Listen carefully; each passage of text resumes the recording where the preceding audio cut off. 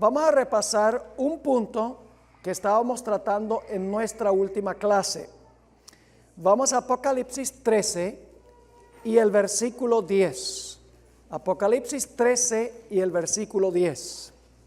Está hablando de algo que le sucedió a la bestia, que representa el poder papal, al final de su periodo de dominio, en el año 1798. Sucedieron dos cosas con el papado o con la bestia. Dice allí, si alguno lleva en cautividad, va en cautividad. Es decir, el sistema ahí va a quedar cautivo. Y luego dice, si alguno mata a espada debe ser muerto. Así que el papado, la bestia, llevaba a la gente cautiva y el sistema iba a ir cautivo.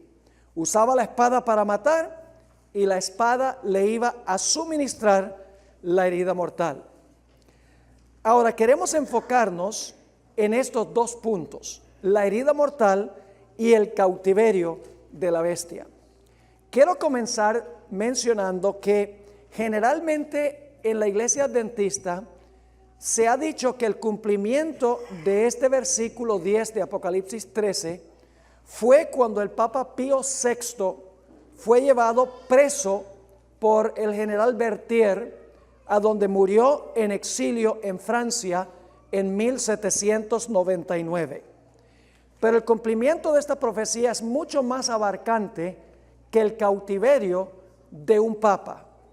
En realidad no fue un papa específico que fue llevado al cautiverio, fue la bestia la que fue llevada al cautiverio. Es decir, el sistema en su totalidad fue al cautiverio en 1798. Ahora, ¿qué significa eso?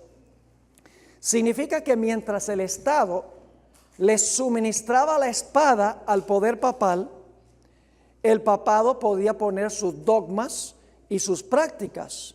Durante ese tiempo estuvo libre de llevar adelante su obra mientras podía usar la espada del poder civil. Pero en 1798, cuando le quitaron la espada, cuando la espada se volcó contra ella, recibió una herida mortal y fue al cautiverio porque ya no tenía libertad para hacer lo que había hecho durante los 1260 años. Ahora, la mejor forma de entender el cautiverio del papado es yendo al mismo libro de Apocalipsis. Vamos a notar en unos momentos otro lugar a donde habla de un cautiverio que nos ayuda a entender el cautiverio del papado o el cautiverio de la bestia. Ahora, Satanás, sin lugar a dudas, hoy en el mundo está suelto y libre. ¿Están de acuerdo? Ahora, ¿cómo ejerce Satanás su poder en este mundo? No lo hace directamente, lo hace a través de ¿qué? Lo hace a través de los poderes civiles del mundo. Vamos a anotar un ejemplo muy interesante, no está en el manual, pero vamos a anotarlo. Apocalipsis el capítulo 3, Apocalipsis el capítulo 3, en realidad el capítulo 2 más bien, el capítulo 2, y vamos a anotar el versículo 10. Esta es una de las 7 iglesias del libro de Apocalipsis. Y vamos a notar lo que Satanás hizo con esta iglesia, la iglesia de Esmirna. Dice en el versículo 10, no temas en nada lo que vas a padecer. He aquí, el diablo echará a algunos de vosotros en la cárcel para que seáis probados y tendréis tribulación 10 días. Sé fiel hasta la muerte y yo te daré la corona de la vida. ¿Quién iba a echar a los feligreses de la iglesia de Esmirna en la cárcel? El diablo. ¿El diablo lo hizo personalmente?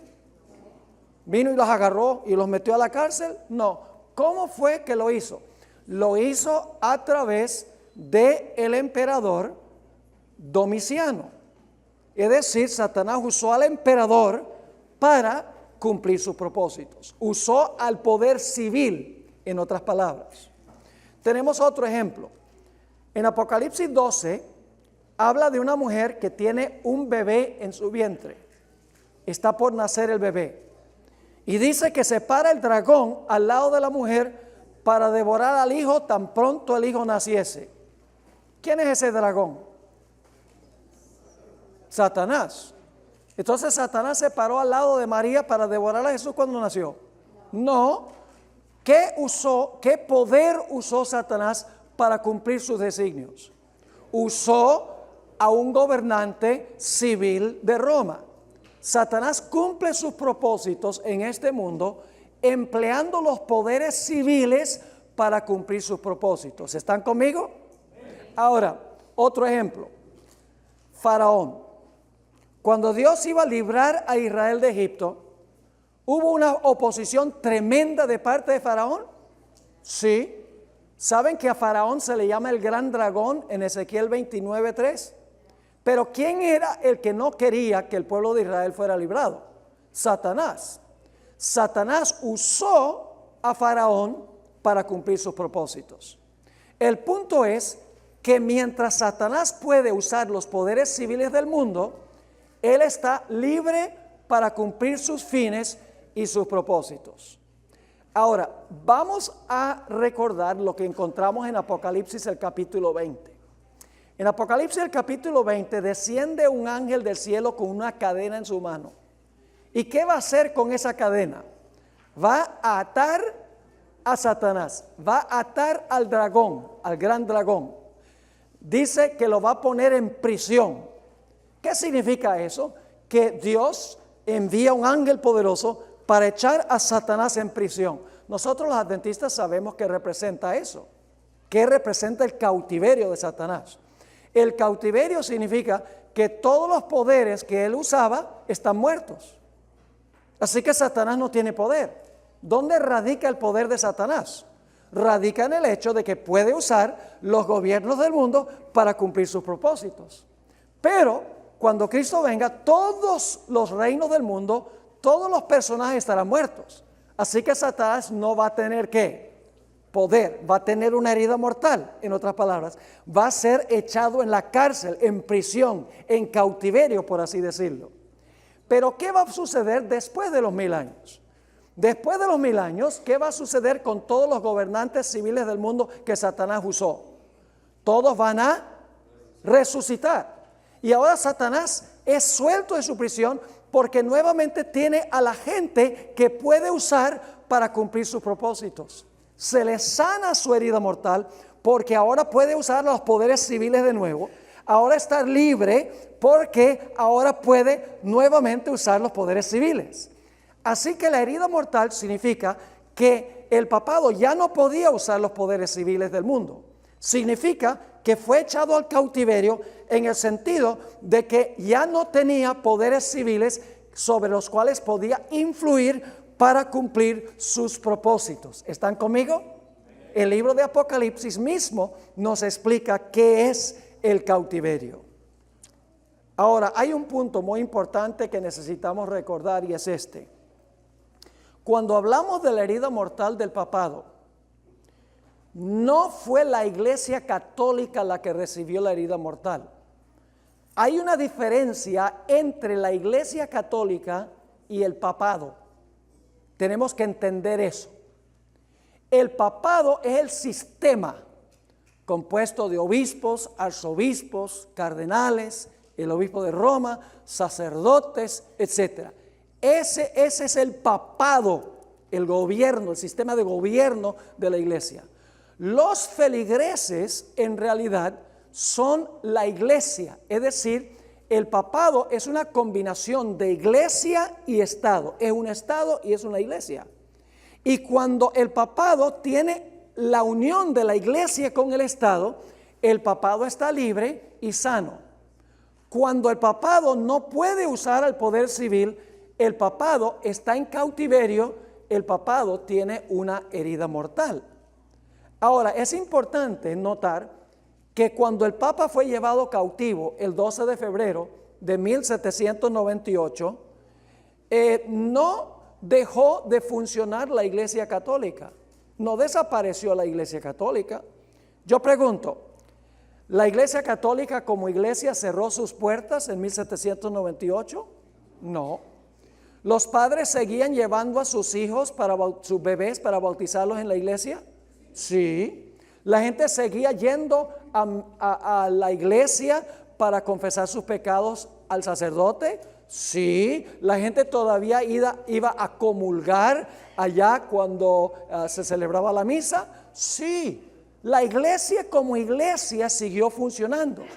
No fue la iglesia el aspecto espiritual que recibió la herida mortal, fue la combinación de iglesia y Estado. Ya el papado no podía usar los poderes civiles del mundo.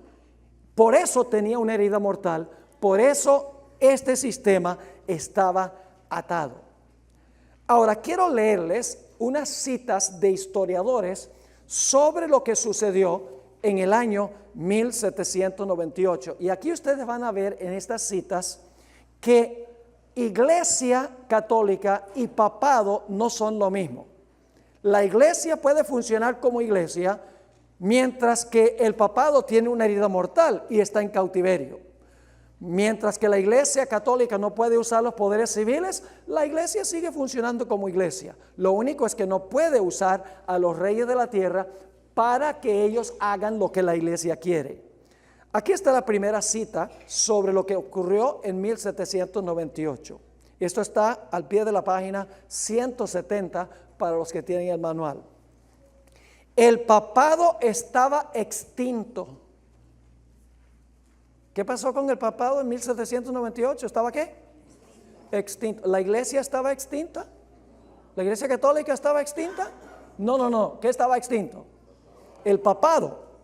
El papado estaba extinto. No quedaba ni un vestigio de su existencia. Pero la iglesia todavía estaba.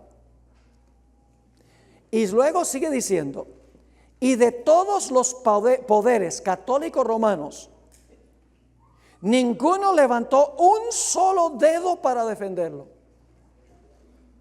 Antes de esto, durante los 1260 años, cuando alguien atacaba el papado, ¿qué hacían los poderes civiles? Se levantaban para defender al papado.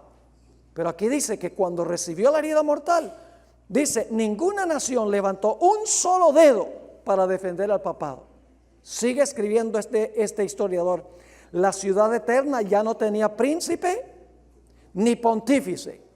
Príncipe es la parte civil, pontífice es la parte religiosa.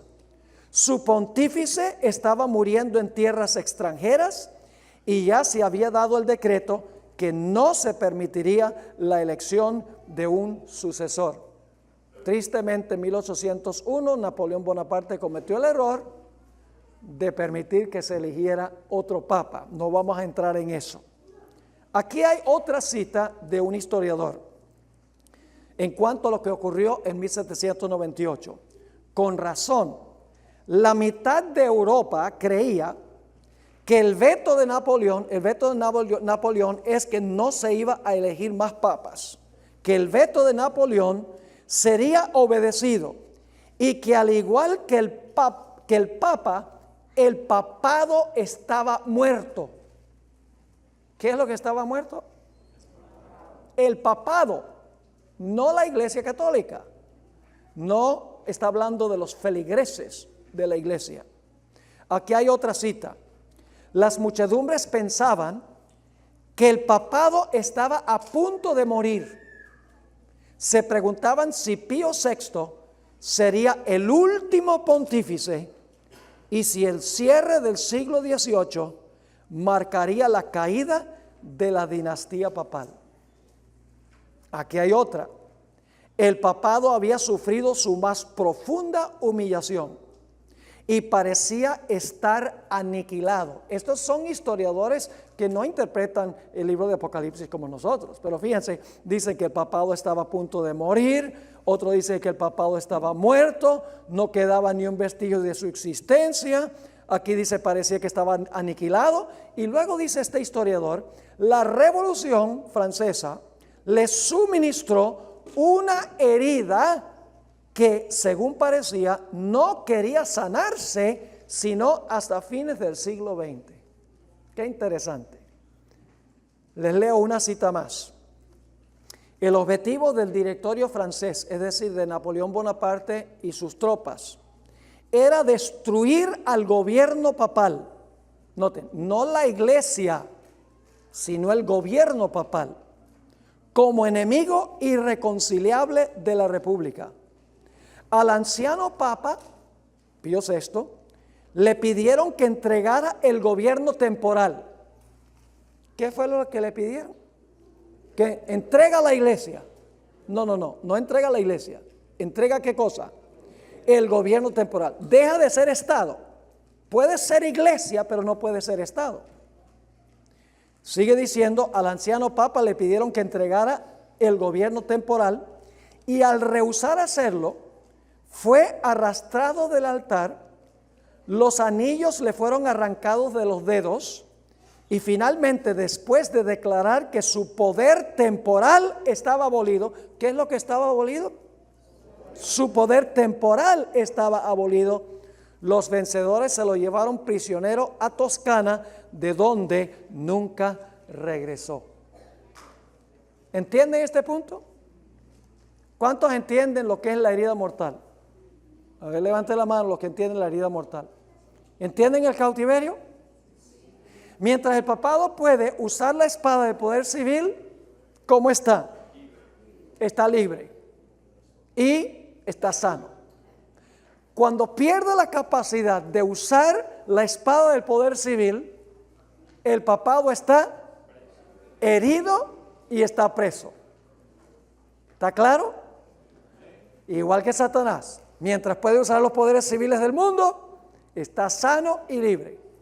Cuando mueren todos, está atado y herido. Pero cuando resuciten todos los que usaba, recupera su poder, está sano y libre nuevamente. Ese es el significado de la herida mortal. Ahora, la herida mortal se suministró en el año 1798. ¿Será ese el fin del poder papal? Daniel 7 menciona solo 3 etapas de la cuarta bestia, pero Apocalipsis agrega una etapa de la cuarta bestia. En Daniel 7, 23 y 24 dice, hay 3 etapas. Hay el imperio romano gobernando solo, el imperio romano se divide en 10 reinos, luego el cuerno pequeño gobierna 1260 años, al final recibe una herida mortal. Pero Daniel 7 no va mucho más allá, pero Apocalipsis explica y añade a lo que tenemos en Daniel el capítulo 7. Vamos a Apocalipsis 13 y el versículo 3. Apocalipsis el capítulo 13 y el versículo 3. La cuarta etapa de la cuarta bestia. Dice, y vi una de sus cabezas como herida de muerte. ¿Qué fue lo que la hirió de muerte? ¿Qué arma? La espada, muy bien. Porque el gobierno civil dijo, no te apoyamos más. Usó la espada en contra de la iglesia, en contra del papado. Así que dice, y vi una de sus cabezas como herida de muerte, ¿pero qué? Su herida mortal fue sanada. El cuerno pequeño, la bestia va a tener otro periodo de dominio. ¿Va a recuperar la espada? Sí. ¿Va a recuperar su libertad? Sí, Señor. Porque dice, su herida de muerte fue sanada y se maravilló todo Panorama City. También se maravilló toda la tierra en pos de ¿quién? La bestia. ¿Cuál bestia? La misma que gobernó 42 meses. ¿El papado va a recuperar su poder? Lo dice la profecía y lo estamos viendo delante de nuestros ojos. Si ustedes no han estado leyendo los periódicos y viendo las noticias, no sabrían cuánto poder está cobrando el papado en esta época. Más adelante en este tema les voy a hablar de algunas cosas que están ocurriendo. Entonces, ¿cuáles son los objetivos y las aspiraciones del papado?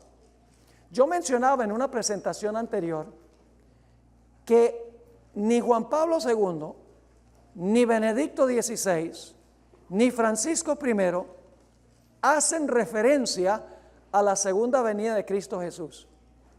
¿Cuántos de ustedes han oído hablar alguna vez a Francisco I decir que la segunda venida de Jesús es la gran esperanza para arreglar todos los problemas del mundo? Nunca. ¿Saben por qué? Porque el papado no cree que la sociedad va a mejorar a través de la segunda venida de Jesús. Va a cambiar como resultado de la segunda venida de Jesús. Ellos creen que la iglesia, recuperando el apoyo de los poderes civiles, va a poder resolver los problemas de la sociedad para establecer el reino de Cristo aquí en la tierra, bajo el dominio del poder papal, ayudado por los poderes civiles del mundo. Ese es el objetivo del poder papal. Quiero leerles ahora una cita muy interesante que leí anteriormente en un tema, pero ahora vamos a leerlo en este contexto. Esto fue escrito por el Papa Benedicto XVI en su encíclica Caritas in Veritate. Significa caridad en la verdad o amor en la verdad. Fíjense que aquí él expresa cuáles son los objetivos del poder papal. Se encuentra al pie de la página 171. La acción del hombre sobre la tierra está inspirada y sustentada por la caridad. Contribuye a la edificación de esa ciudad de Dios universal hacia la cual avanza la historia de la familia humana. ¿Hacia qué está avanzando la familia humana? Hacia la edificación de ¿qué cosa? De esa ciudad de Dios universal. Ahora, eso suena bien bonito. Podríamos pensar, la Nueva Jerusalén. Esa no es la ciudad de Dios universal que está en la visión del Papa. Sigamos leyendo. En una sociedad en vías ¿de qué? Globalización, el bien común, ¿el qué? El bien común y el esfuerzo por él, el esfuerzo por el bien común, han de abarcar necesariamente a toda la familia humana, es decir, a la comunidad de los pueblos y naciones, dando así forma de unidad y de paz a la ciudad del hombre y haciéndola en cierta medida una anticipación que prefigura la ciudad de Dios sin barreras.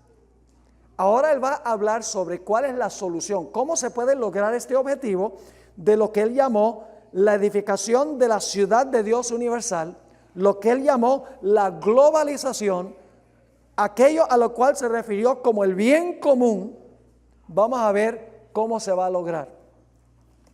En el siguiente párrafo dice, para gobernar la economía mundial, para sanear las economías afectadas por la crisis, para prevenir su empeoramiento y mayores desequilibrios consiguientes, para lograr un oportuno desarme integral, es decir, desarmar a todas las naciones de sus armas, la seguridad alimenticia y la paz, para garantizar la salvaguardia del ambiente y regular los flujos migratorios, urge la presencia de una verdadera autoridad política mundial,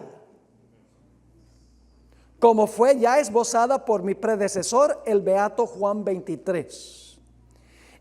Esta autoridad deberá estar regulada por ley, por la ley, atenerse de manera concreta a los principios de subsidiariedad y solidaridad. Subsidiariedad significa que los deseos del individuo están sujetos al bien de toda la gente. La solidaridad significa que todos tienen que unirse en común. El bien común significa que todas las riquezas del mundo se debe distribuir equitativamente entre todas las personas y todas las naciones. Se debe redistribuir la riqueza del mundo entre todos. Eso es lo que se llama socialismo, o aún más drástico, eso es lo que se llama comunismo. En ningún país del mundo ha funcionado alguna vez el comunismo.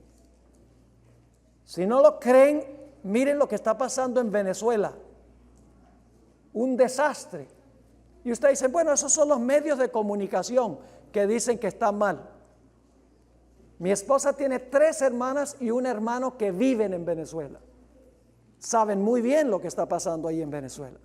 Un sistema que no es socialista, es un sistema comunista, aunque le dicen socialismo del siglo XXI.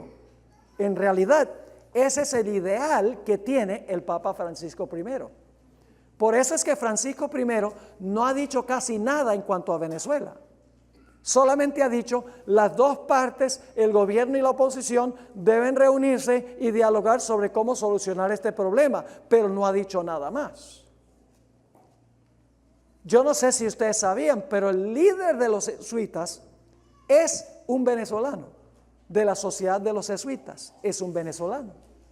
Y eso no es coincidencia, porque el ideal del Papa es tener un gobierno centralizado, como dice aquí, para resolver los problemas de la economía mundial, sanear las economías, desarmar a las naciones, dar seguridad alimenticia y la paz, garantizar la salvaguardia del medio ambiente, el cambio climático y regular los flujos migratorios. Un gobierno centralizado. Y yo preguntaría, ¿bajo el liderazgo de quién? ¿Bajo el liderazgo moral de quién? Sigamos leyendo.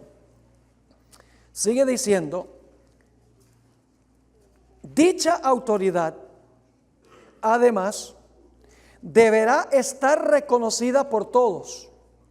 Todas las naciones tienen que reconocer esa autoridad, dice él. Gozar de poder efectivo para garantizar a cada uno la seguridad, el cumplimiento de la justicia y el respeto de los derechos. Obviamente, debe tener la facultad de hacer respetar sus propias decisiones a las diversas partes, así como las medidas de coordinación adoptadas en los diferentes foros internacionales. Por ejemplo, el Acuerdo de París. Una autoridad centralizada como esta obligaría a un país que no quiere meterse en un acuerdo climático a que lo haga obligatoriamente. Sigue diciendo, en efecto, cuando esto falta, el derecho internacional, no obstante, los grandes progresos alcanzados en los diversos campos correría el riesgo de estar acondicionado por los equilibrios de poder entre los más fuertes. El desarrollo integral de los pueblos y la colaboración internacional exigen el establecimiento de un grado superior de ordenamiento internacional de tipo subsidiario para el gobierno de la globalización. El Papa es globalista. Por esa razón está a favor de la inmigración entre un país y otro sin ningún control. Porque él sabe, por ejemplo, que cuando 2 millones de venezolanos van a Colombia, eso diluye el espíritu patrio del país. El propósito es que cada país no piense que debe hacer lo suyo y que debe gobernarse a sí mismo, sino que todos los países se unan para el bien común.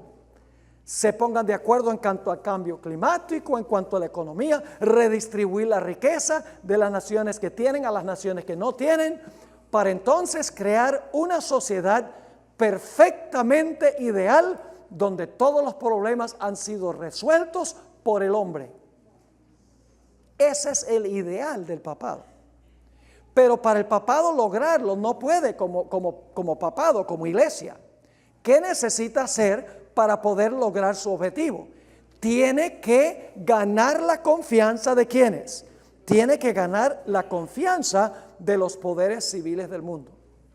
Ahora, hay algo muy interesante. Si ustedes recuerdan el pontificado de Juan Pablo II y de Benedicto XVI, los tópicos de conversación de ellos eran el aborto, el matrimonio homosexual, contrario a eso, la eutanasia, es decir, darle una inyección letal a una persona que está sufriendo. Juan Pablo II y Benedicto XVI, esos eran los tópicos. A capa y espada peleaban por esas causas. Este Papa no pelea por ninguna de esas causas. Ha cambiado completamente los tópicos de conversación. ¿De qué habla Francisco I? Del problema de la necesidad de resolver el problema de la pobreza. ¿Y cuál es la solución que él da? Él dice, las naciones que tienen deben darle a las naciones que no tienen. Hay que resolver el problema del cambio climático. Este es el tema central del papado ahora. Hay que resolver el problema del cambio climático. ¿Y cuál es la solución? La solución es que todos los países firmen acuerdos de que van a resolver este problema a través de tratados, a través de leyes, etcétera, para que ya no tengamos problemas con el asunto del cambio climático. Su conversación también tiene que ver con la importancia de salvar la integridad familiar. También el tópico de conversación tiene que ver con la inmigración. No debe haber muros, no debe haber barreras entre una nación y otra, debe haber inmigración libre entre todas las naciones. Todo eso es un ideal socialista.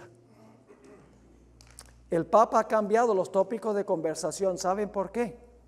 Porque cuando Juan Pablo II y Benedicto XVI hablaban en contra del aborto y hablaban en contra del matrimonio homosexual y hablaban en contra de la eutanasia, se echaban los gobernantes políticos del mundo encima. Porque los gobernantes, los poderes seculares, ellos están a favor del matrimonio homosexual. Ustedes lo saben.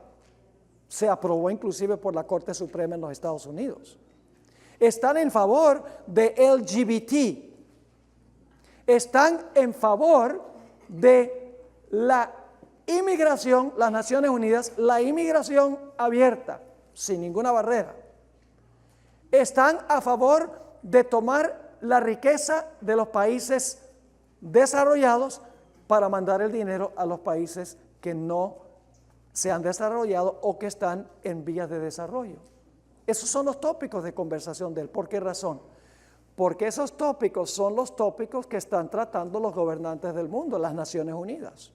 Esos son los tópicos que los reyes de la tierra quieren oír. Lo que quiere el Papa es echarse al bolsillo a los poderes civiles del mundo, para luego la Iglesia dictar lo que debe hacer la sociedad para crear, según él, una sociedad perfecta. ¿Recuerdan el tema que estudiamos sobre la Torre de Babel? ¿Era ese el objetivo de los constructores de la Torre de Babel? Unirse en un sistema global para exaltar la grandeza del hombre, para resolver los problemas. Dijeron, si hay otro diluvio, vamos a construir una torre con la tecnología para que no nos ahoguemos la próxima vez. Todo se basaba en la grandeza humana, las obras humanas, la salvación humana, doctrinas y tradiciones humanas.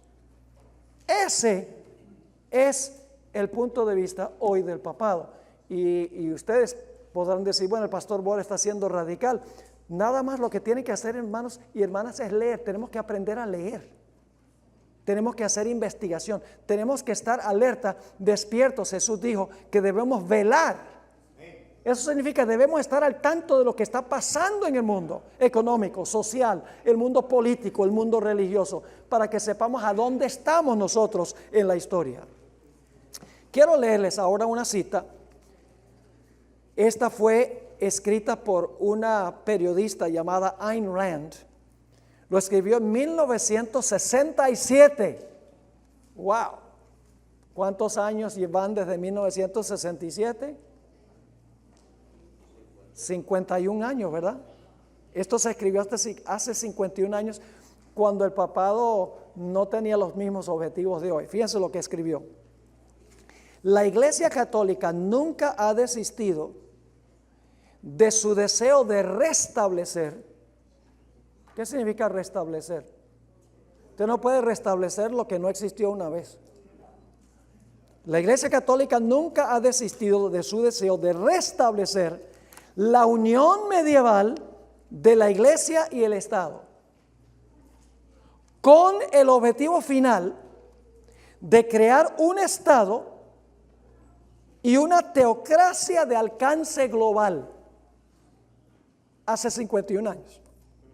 ¿Cuáles son los objetivos? Restablecer la unión medieval de la iglesia y el Estado, lo que existió en el pasado, con el objetivo final de crear un Estado y una teocracia de alcance global. La iglesia-Estado romano es un híbrido, un monstruo de poder eclesiástico y político. Su idiosincrasia política es totalitaria. Y cuando se le ha dado la oportunidad de implementar sus principios, el resultado ha sido la represión sangrienta. Si en los últimos 30 años, recuerden que está escribiendo en el 67, si en los últimos 30 años ha suavizado el tono de sus declaraciones de tener poder plenipotenciario, supremo e irresponsable, y ha asesinado menos gente que antes, este cambio de conducta no se debe a un cambio de ideas, sino a un cambio de circunstancias. ¿Cuál es el cambio de circunstancias? Que no puede usar los poderes civiles. Sigue escribiendo. La iglesia, esta mujer es secular, no es ni siquiera religiosa, es secular.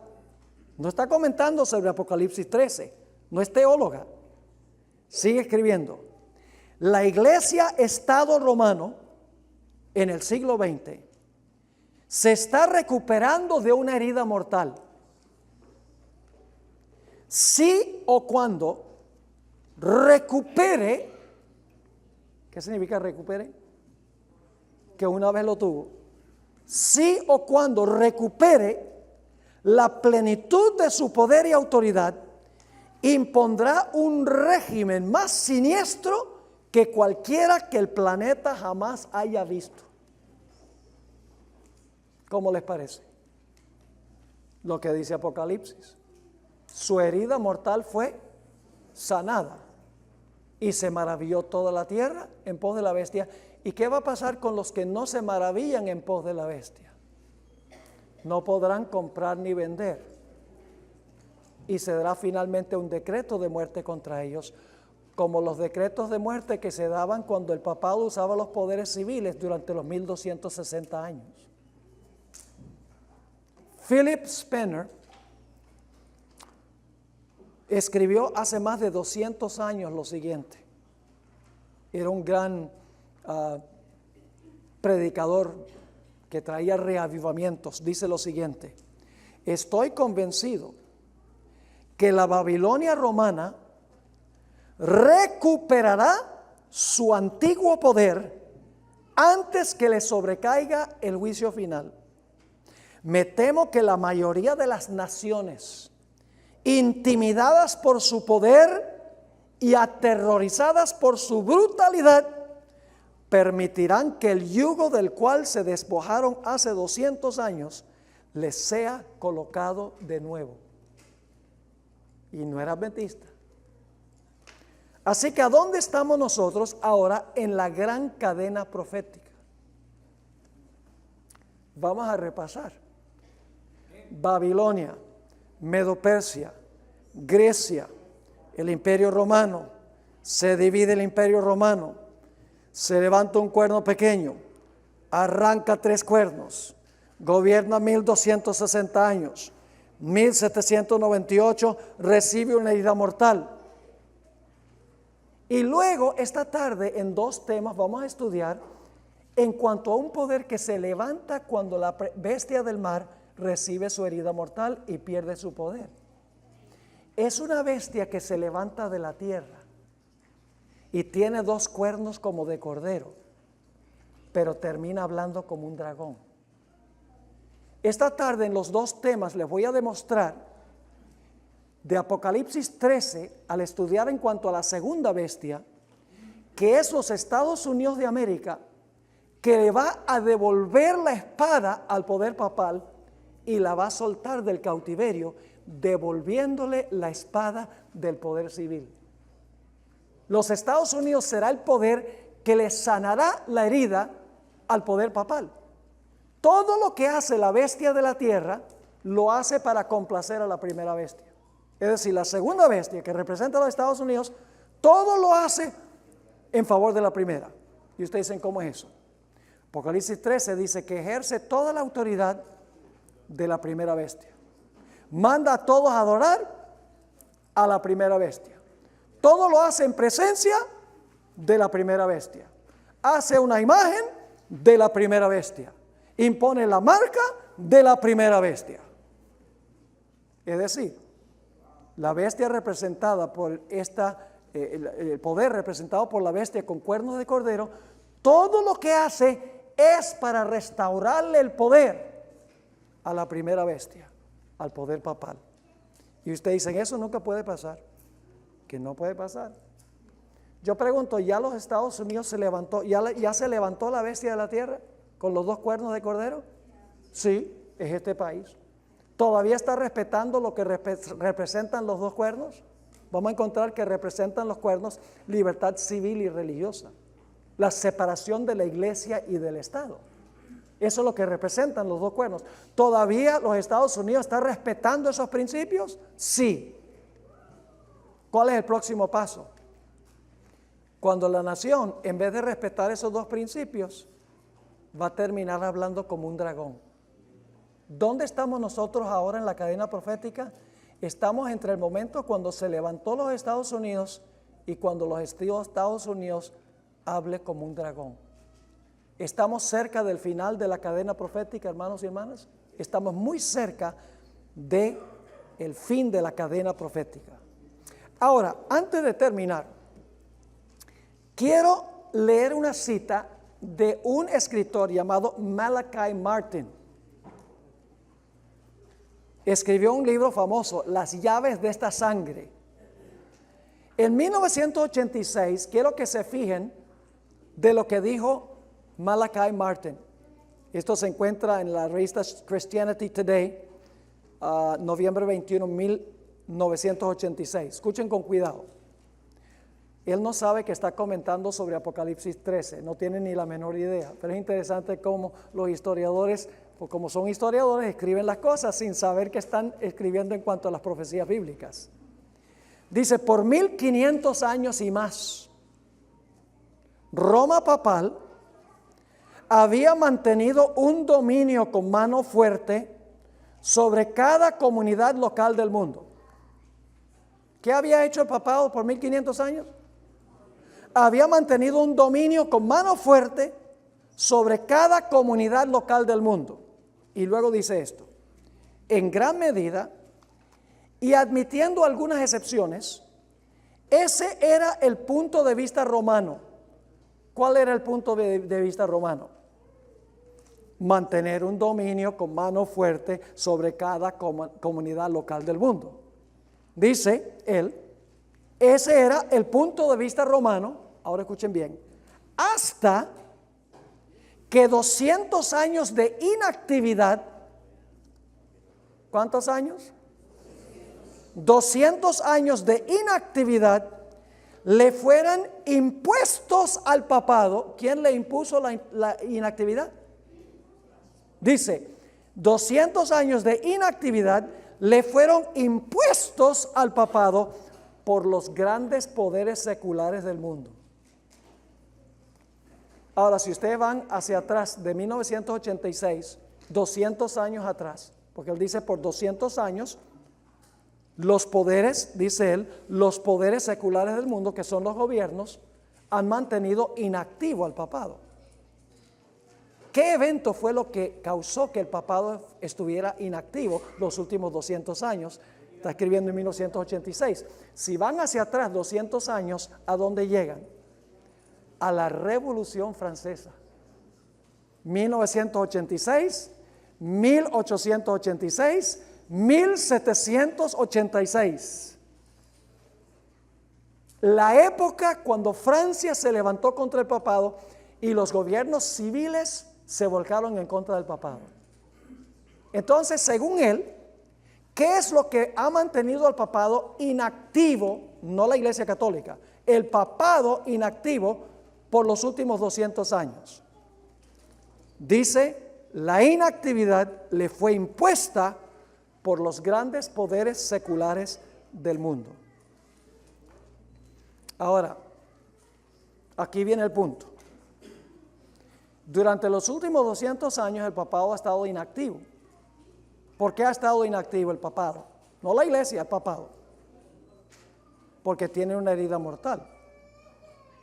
Porque está en cautiverio. No ha podido montarse encima de los poderes civiles de nuevo. ¿Qué tiene que suceder para que su herida mortal se sane y para que se escape del cautiverio? ¿Qué tiene que suceder para que se active de nuevo? Tiene que recuperar la espada y tiene que escapar del cautiverio. Ahora, si fue enviada al cautiverio y fue herida porque el poder civil le quitó la espada, ¿qué significa la curación de la herida? Significa que se le va a devolver la espada y se le va a devolver la libertad. Los poderes civiles van a permitir que se les monte encima de nuevo. ¡Wow! Y lo estamos viendo.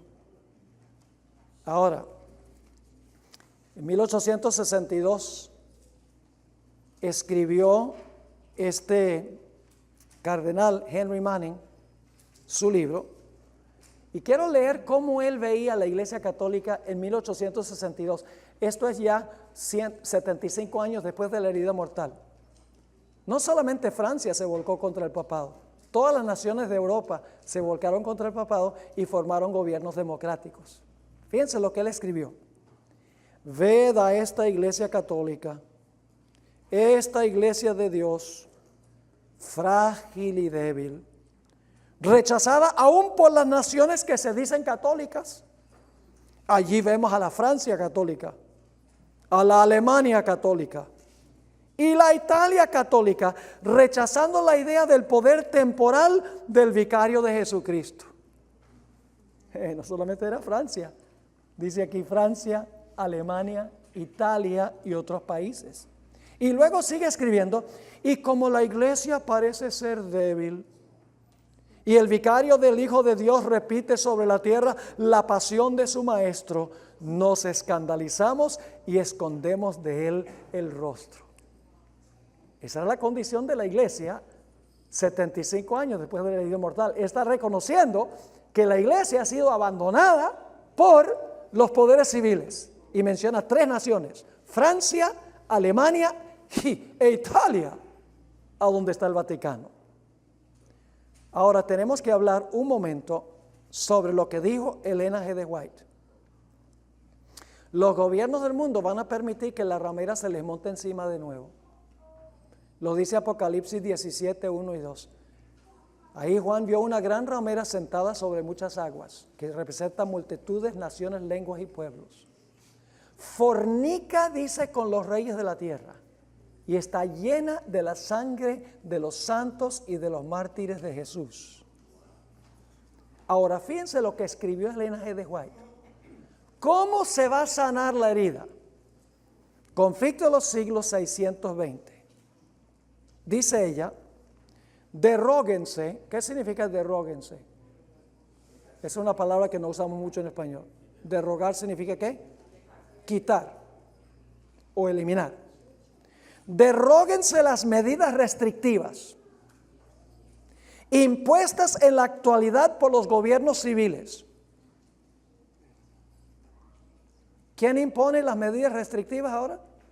Cuando ella escribió, los gobiernos civiles. Ella dice, quiten eso y déjesele a Roma que recupere su antiguo poder y se verán resucitar de una herida mortal, resucitar en el acto su tiranía y sus persecuciones. ¿Qué es lo que restringe al papado según ella? Los gobiernos civiles del mundo. ¿Cuándo es que vendrá otra vez, según ella, la tiranía y las persecuciones de este sistema? Cuando los poderes civiles derroguen las medidas que restringen a este poder papal. Ahora, no solamente será los Estados Unidos. dice que todo el mundo se maravillará en pos de la bestia. Estamos viendo a los protestantes uniéndose con la iglesia romana a diestra y a siniestra.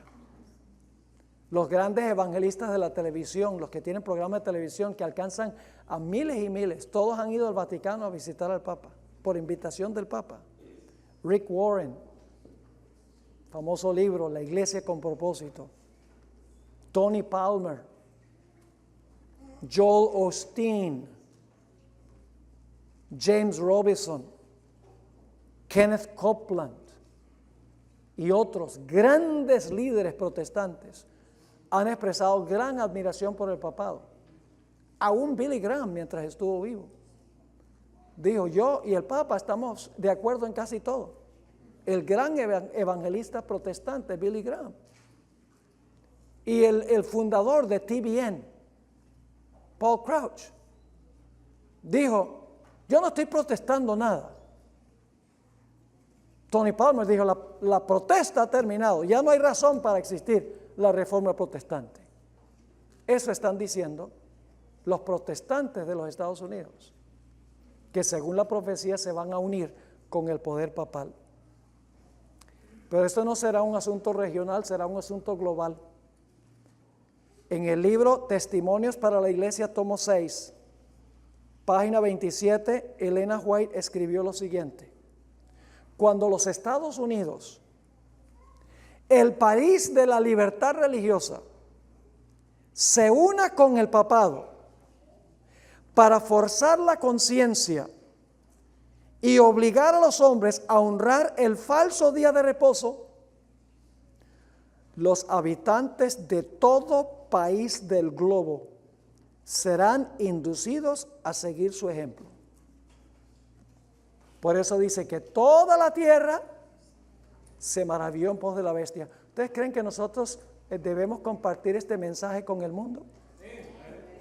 Ay, pero pastor, es que no podemos ofender a la gente así. Pues si no les predicamos esto, se van a perder. Y les digo una cosa: no debemos ser ofensivos.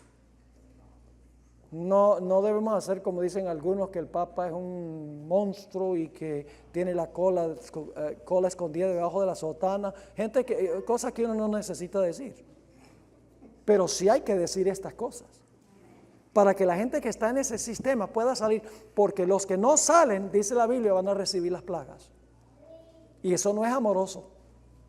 Quedarnos callados ahora no es cuestión de amor. Ser políticamente correcto ahora no es amor, porque si la gente no lo sabe y se pierde, la sangre de ellos está sobre nosotros. Ahora, un último punto. El Papa Francisco I ha conectado todas las causas de las cuales él habla con la necesidad de guardar el domingo. Y más adelante en esta serie voy a compartir algunas citas de Francisco I. Tomemos en primer lugar el problema de la pobreza. Él ha escrito diciendo: mire, los pobres son abusados por sus señores capitalistas, por aquellos que son dueños de las empresas. Trabajan y trabajan y trabajan, ni siquiera les dan libre el domingo. Dice: hay que dar el domingo para que los pobres descansen de trabajar. La pobreza la conecta con el domingo. Dice la familia: oh, la familia toda la semana está corriendo de aquí para allá, el esposo y la esposa trabajando, llevando a los niños a la escuela, llevando a los niños al partido de fútbol. No tienen tiempo la familia para pasar juntos. Necesitan un día para estar juntos. A que no adivinan qué día es ese, el domingo. Dice el cambio climático: pobre planeta, 7 días a la semana le estamos sacando el jugo al planeta. El planeta necesita un día para reposar, a que no adivinan cuál día es, el domingo. Últimamente, hermanos y hermanas, detrás del telón, el objetivo final de todo este asunto del nuevo orden mundial global es imponer el domingo como día de reposo global. Y estamos viendo eso hoy en día, por lo menos los comienzos. Estamos muy cerca del fin. Ya no podemos venir a calentar bancas en la iglesia. Ya no podemos ser sencillamente personas que vienen, son adventistas de 9 a 12 del séptimo día. No. Inclusive yo tenía una dama que le di estudios bíblicos, se bautizó en la iglesia, no era muy educada, preparó una tarjetica para hacer obra misionera, donde en vez de poner Seventh Day Adventist, puso 7 Day Adventist, 7, adventista de los 7 días. Tenemos nosotros que ser adventistas, hermanos, en todo. Compartir el mensaje de Dios para este tiempo, para que el mundo sepa lo que está pasando y pueda ponerse de parte de Dios. Pertenecer a la iglesia remanente de Dios, que guarda los mandamientos de Dios, la fe de Jesús, y tiene en su medio el testimonio de Jesucristo. Así termina el mensaje del tercer ángel. Dice, aquí está la paciencia de los santos. Aquí están los que guardan los mandamientos de Dios y la fe de Jesús. Dios tendrá en medio de un mundo rebelde a un remanente fiel. Y Dios protegerá a ese remanente fiel y separará finalmente victorioso sobre la bestia, su imagen, su marca y el número de su nombre, parados sobre el mar de vidrio mezclado con fuego. Hermanos y hermanas, en ese día no falte ninguno.